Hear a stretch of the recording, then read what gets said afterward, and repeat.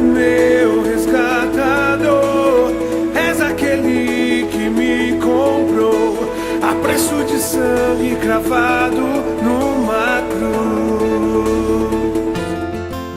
Olá, tudo bem? Graça e paz, que Deus abençoe você, sua vida, sua família, seus sonhos, seus projetos, que Deus te conceda a paz que você tanto espera, em nome de Jesus.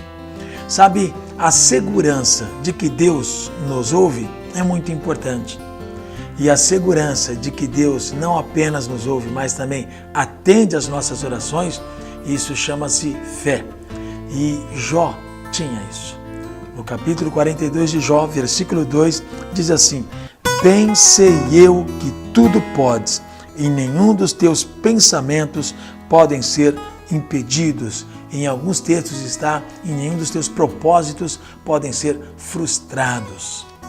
Sabe, a convicção de saber quem é Deus vai demonstrar então o que Deus fará em você. A grande diferença entre o que você é e o que Deus é como você vê Deus, como você o encara. Você vê Deus como um ser comum, um ser mitológico, um ser criado por homens, uma ideologia.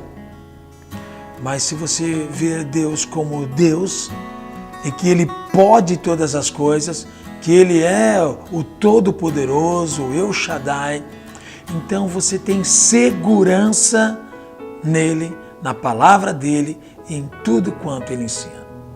Por isso é importante que você permaneça no Senhor, sabendo que ele pode todas as coisas. E o que é que ele pode? Ele pode restaurar o seu emprego, ele pode restaurar o seu casamento, ele pode restaurar a sua vida, ele pode te libertar das drogas, ele pode mudar a sua história, ele pode completar você. Porque muitos, na verdade, se sentem incompletos, infelizes, na solidão, mesmo com muitas pessoas ao redor. E esse espaço só Deus preenche. Então Ele pode. E nenhum dos propósitos dele podem ser frustrados. Nenhum pensamento dele será impedido quando você, de fato, acredita e se entrega a Ele. Por isso, seja firme no Senhor. Vá falar com Deus agora.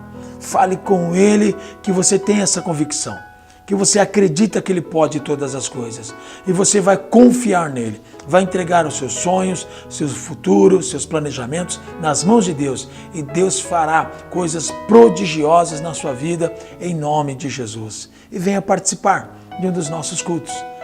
Venha na Rua Templários, 561, na Vila Formosa. Igreja Batista Moraxá está aberta para receber você, sua família, seus amigos, em nome de Jesus. Agora ore, encontre-se com Deus por 5 minutos e declare para Ele que você acredita que Ele pode todas as coisas. Deus te abençoe, em nome do Senhor Jesus.